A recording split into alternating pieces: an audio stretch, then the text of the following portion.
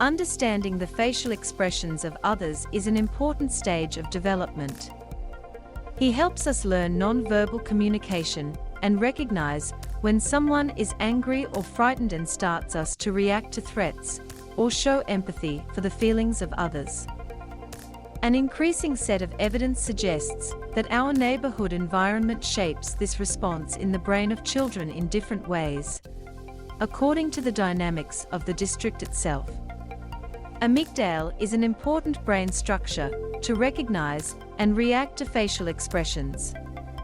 He is responsible for our response as a fight or flight, and is sensitive to emotional facial expressions, in particular those related to threats. Although this primitive alert system is useful for protecting us, the amygdala cannot make the difference between real threats and emotions such as stress, aggression, anger, or fear.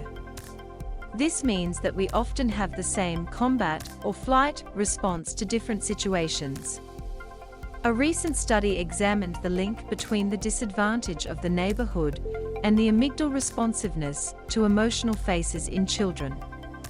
The researchers wanted to understand whether the positive or negative social aspects of the neighborhood could influence the reactivity of the amygdala in childhood. Connect. Amygdale is particularly sensitive to our environment, especially as a child when our brain develops.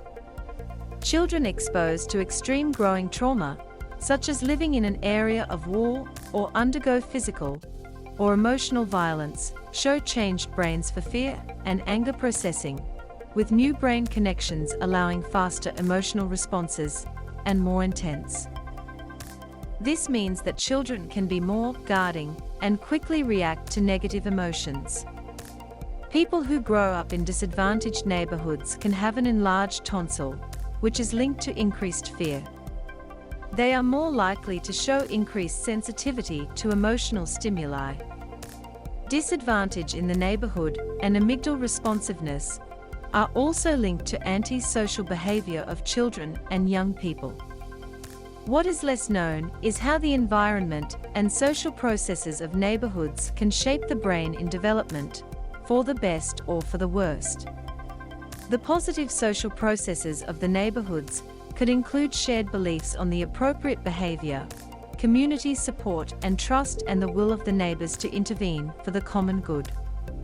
To understand how neighborhood environments could influence the brain, researchers have examined 700 children from different districts of Michigan in the United States. To become precise,